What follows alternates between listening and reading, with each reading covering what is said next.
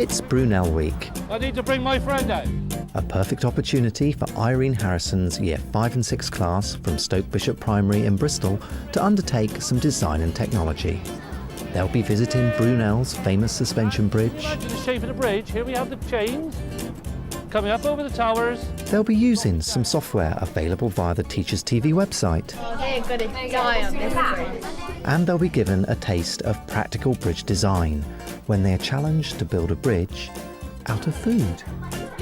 Now, what sort of bridge is this? Suspension. It has nothing.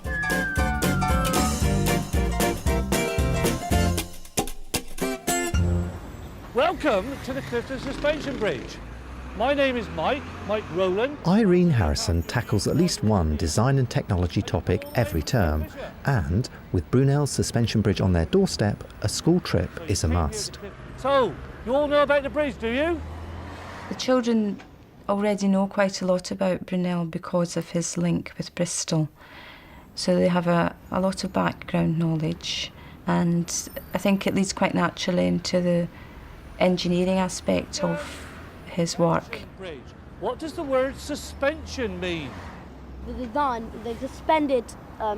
It's suspended, well done, which means it hangs, okay? When you get onto you go to an adventure playground and you get on the wire bridge, what's the first thing it does? It wobbles. Well, this one's just the same, and I'm going to show you a bit later on how it wobbles. Right. Watching their progress is Simon Botton, Deputy Head of Crossways Junior School in Thornbury. Simon is shortly undertaking a unit on bridges with his own class and is interested to learn from Irene's approach. That's the first thing that strikes me really, is just the importance of that visit.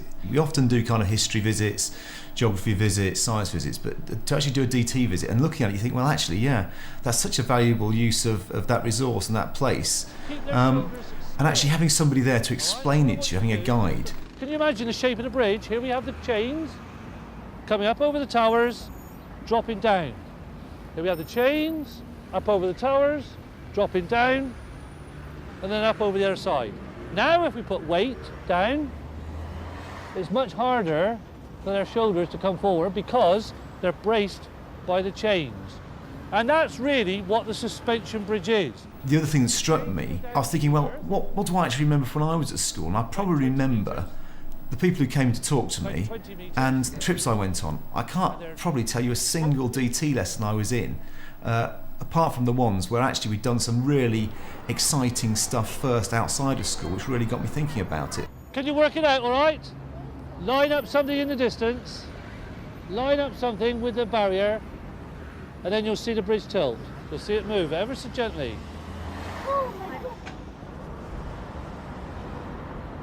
1, 2, 3, sizzling sausages! Sizzling sausages! Perfect. Having experienced the bridge firsthand, You can use your headphones, children. There is sound. There is sound if you want the children now try their hands at some computer-based interactive tasks. Details of how to access this package at the end of the programme. Bridge. Right. Then, yeah. It's quite hard, that bit. Get that and then place it right underneath. So there, that's it. I bet Brunel would like it like this. Yeah, I suppose. It's actually very easy. It doesn't cost anything. I think when we think about online activities, teachers tend to kind of recoil a little bit as though there's some kind of sinister scheme to replace anything practical in real life with these digital things that we post through wires to children. I think you've got to look at it a slightly different way.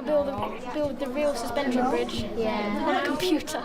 It makes the children perhaps model things that they couldn't do in real life. And also it means they can fail and do it many times and undo it very easily. They're going to die on this bridge. So that's kind of where the IT comes in, but you'd never wanted to replace all the other things you were doing. Test. A moment of truth. It works. Success online, and it's break time. Fresh from their lunch, Irene sets her class an unusual challenge. If you look at the question I've put on the board, can you use a variety of foods to build a bridge? Now, you don't know what foods are available, Once you've been told what the foods are, you still might not have a clue. But we've got someone with us this afternoon, Mr. Fletcher, Lucy's dad, who's going to talk to you a little bit about bridges and about engineering principles. Parent Governor Nigel Fletcher is a bridge engineer, an ideal expert to lead the activity. These are the truss bridge. First, he introduces the children to different types of bridge, Arch goes over the top. and then the choice of materials. Suspension. And what we have to do is choose the right material to suit the shape of bridge. In Brunel's day, Brunel did pretty much the same thing. And he had materials like stone, timber and iron to build his bridges. To build theirs, the children have a choice of potatoes, malt loaves and breadsticks, but the principles are still the same. Taking into account the properties of the raw materials available, they have to choose the most appropriate items to use. These are going to be our cables. Like that. Yeah. What's going to be that? First we've got to decide what bridge we're actually going to do. Yeah, that'll be quite easy. They have considerably less time, however. Brunel took years to build his bridges. They have 30 minutes.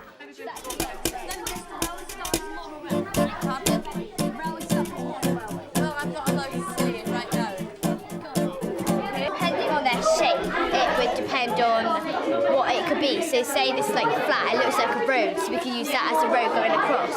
And this looks like strings, so like to hold up and down.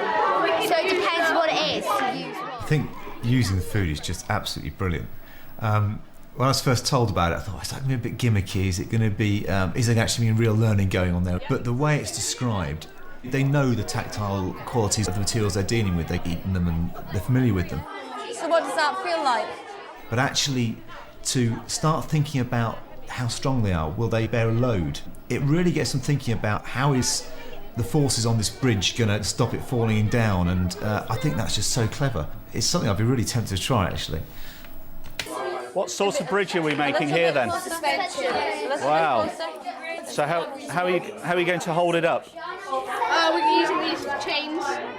And some breadsticks. Yeah. We're just measuring where they're going using the lasagna. Yeah. Okay, so don't move it. Yeah.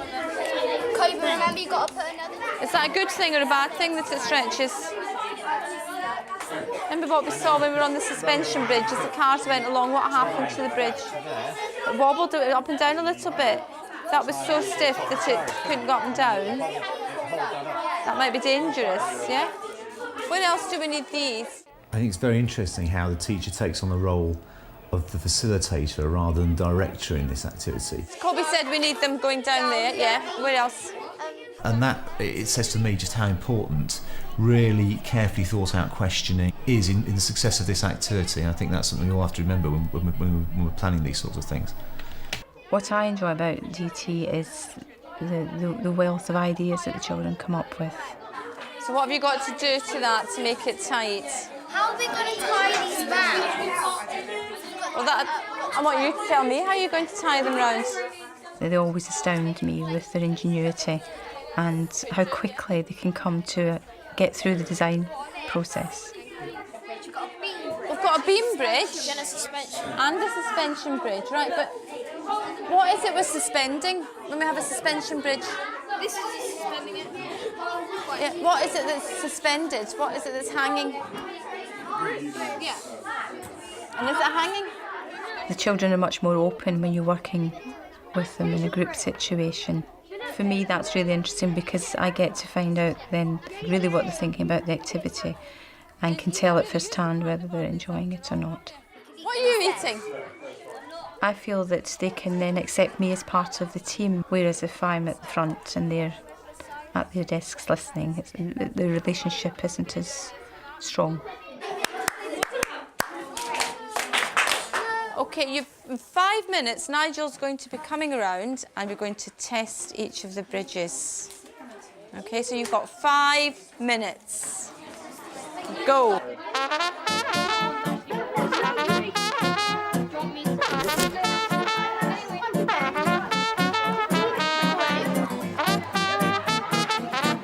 Clear up, get ready.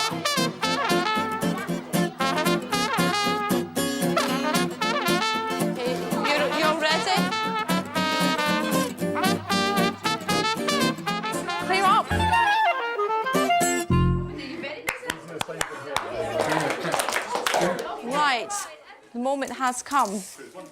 First thing I'd like to say is I've never seen a bridge designed so quickly as you lot have done. We're going to employ all of you. Just like a real bridge, the structure needs to be tested. Can their bridges support Nigel's favourite train set? That is definitely safe enough to take people on. Right. I think the children have learned lots of things this afternoon. Firstly, I think they've learned that they can't just rush at a job. They've got to think very, very carefully about the design. It's a bit wobbly.